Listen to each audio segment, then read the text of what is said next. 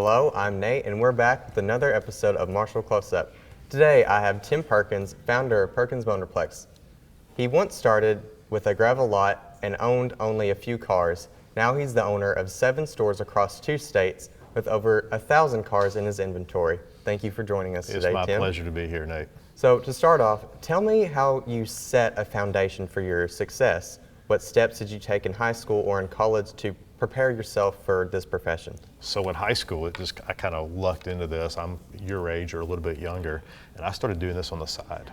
So after school at 3 o'clock, I would go to a little car lot with just a few cars and gravel and not very nice. And I would do that after school and on Saturdays. I was doing that in high school. I started when I was 16 and just kept doing it, man. I just never stopped. Okay, so did you go to college? I did not. Business? You did not go to college? No. Okay. It's totally school of hard knocks, man. Live and learn. So right out of high school, did you just start working immediately? I did. It was that summer after high school when I was now able to do that full time. I was working, every day. And when the decision came to go to college or keep doing what I was doing, I chose to do that, and I certainly value education. The vast majority of our team members have a college degree, and I certainly value that and appreciate that, and a lot of respect for that. It just wasn't the path for me. Okay. Did you have any sort of vision for your company? Anything you wanted it to turn into? Like, were you looking to end up where you did now? Of course not, man. I was trying to get through Friday. The joke is you're trying to make payroll on Friday. And so I think after a few years, I think a vision started coming that we realized that we were, that the customer liked our product, that we had great customer service ability, and then the vision came. We opened our second store, and I started seeing the company form together and a lot of key leaders coming on the team, and we realized then that we could build a foundation that we could build upon, and then that's what we started doing. I opened Perkins Motorplex in 2001, and this would have been about 2009, 10, somewhere in there. Okay. So you said you opened in 2001, so 20 years worth of business. You've been in it for a while now. Yeah. How do you keep yourself motivated? I think it's in you. I'm a person of faith, and I think that we are to work with excellence, no matter what and no matter for whom. And so I get up every day and I try to give my best. I try to be my best and bring the best out of others. And I'm grateful for the opportunity that I have to lead, and the people that I get to do this with is just incredible and beyond anything I would have ever expected or even dared to ask for. It's just truly a blessing in my life. Do you have any particular skills you think have helped you stay in a position of leadership? I have one great skill set, and that is the ability to recruit great team members. And there's a lot of them. We have over 140 team members, and the team is what they make it happen. They make the vision happen. And of course, I'm to set direction and risk tolerance and that type of thing. But it's our team members, man, that and I'm not saying that just to be humble, but they really are the people that with seven stores, 1,000 cars, and when I see them do their work, or if I've kind of glimpsed by their office, I'm like, I can't even. How do you even do that? Yeah, it blows me away. So the only skill set I have now is the ability to attract quality men and women who can come help us. Is there something you're looking for specifically in a team member? Absolutely. We've identified 3 things, and that's humble, hungry, and smart. Smart being people smart, relational smart. So you have to be humble, meaning this is not about you. You've joined something bigger than you. You're a key part of the success. But the organization is bigger than you. You have to be humble and know your role in that. You have to be hungry. You have to be driven to serve the customer, to serve the team, driven to do whatever it takes. Now, and the smart piece is you have to be willing to lay your ego and your pride aside and be relational with people. How do you get things done without running over them? I'm watching you guys operate this morning, and I'm just fascinated by all that's going on. And there's a lot going on, and hey, you need to do this, you need to do that. But no one stood up like some authoritative figure. Like everyone was just being in community and helping each other.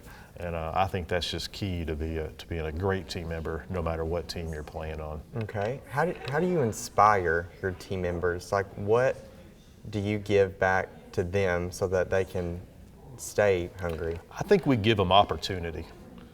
I think my willingness to lead us to grow the company from 1 to 2 to 3, and we went to 4 stores and 5 and now 7, like that creates opportunity.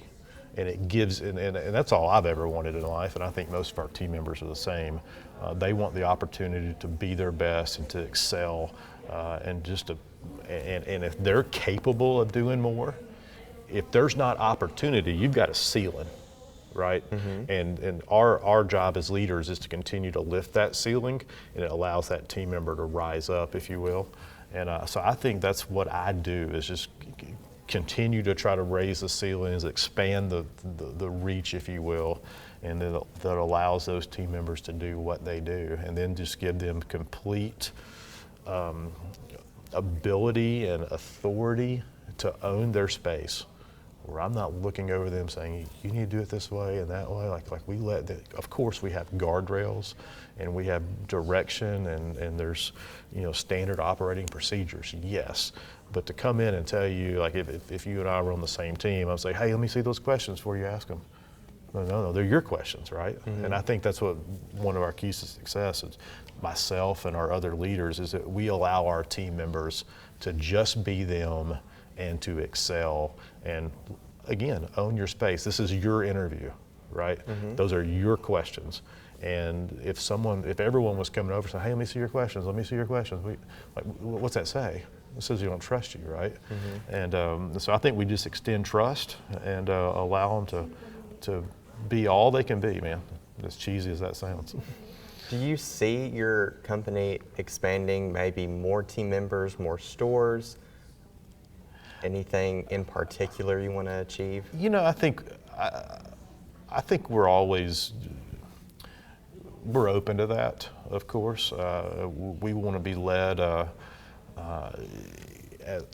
just to take the steps that we're supposed to take. We don't want to grow for the sake of growth, right?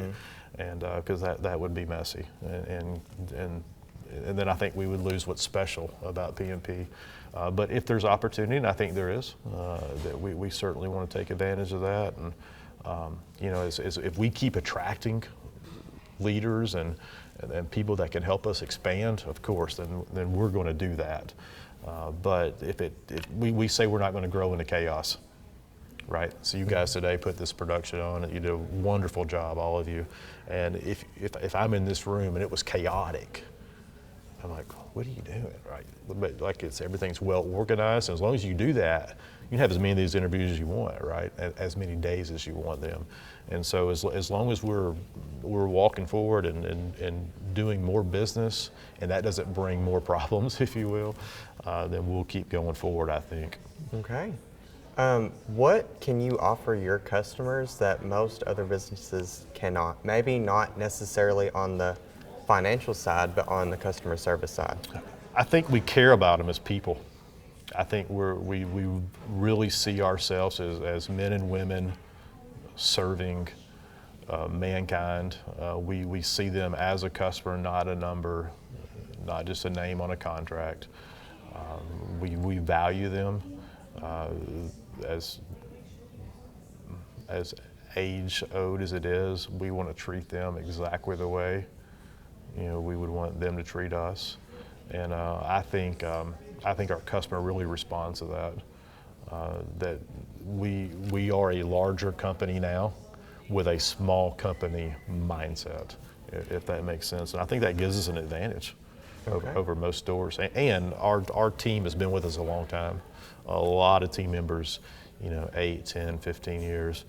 And when you do that, that type of trust that's earned with the customer, it just starts to shine forth. And the customer knows that they're not dealing with a first-year team member all the time. And next thing you know, hey, who's this? And who's answering? Like, it's like there's a lot of value that comes from doing it well over time that just keeps increasing. And I think the customers just they see it, they sense it, and the marketplace has been very kind to us and responded to that. So just before we run out of time, are you aspiring to do anything else? Do you see yourself continuing this business? If so, what steps are you going to take when you're gone so you know that Perkins remains secure, maybe if you retire or 50, 60 years down the road? Well, the secure part is we have to have great leaders. Have to have great leadership that know, like you guys are running this class today, and I've learned that your teacher's not here, right? So that was great leadership on their part, extending trust to you over time. That didn't just start yesterday, and you guys are executing the game plan today, right? And the teacher's not here. And so I think that's what we hope to accomplish. But man, I love what I do. It truly is not work to me. I love it, and I know, again, that can sound corny or I'm supposed to say that, but I do love it. I have no plans to quit, and I think all of our key leaders that they see it the same way. Like, we just want to keep going and keep having fun, man. Do you have, just in a few words, a piece of advice for people trying to start a business? Maybe something that you didn't know going in that you know now, or something you wish you would have known? I think I did this, and without even knowing I was doing it. And what I would say to you, if you said, hey, I want to start a whatever it is, I would say, hey, Nate, you just need to start. Make your plan in your mind, right? Is it feasible? Like it would, and then just start. I think most people are timid, and they're afraid to put themselves out there and go take that risk. And guess what? You're gonna mess up some. You're not gonna get it all right the first time. But the key is just to start. Just if you're saying, hey, I want to be on SportsCenter. Okay, that's what you start walking that way. Like, what does that look like? Maybe doing a class like this. When I was your age, that's what I wanted to do. I wanted to be on SportsCenter, and so I took a class like the one we're in now. Again, and then just take the next step and the next step and the next step, and then one day you look up, and if you're fortunate, you might be on SportsCenter. Well, thank you so much. Thank you for your time and your input. I think that is all the time that we have for today. So thank you for joining us. It's my pleasure. Again, my name is Nate, and this has been Marshall Close Up.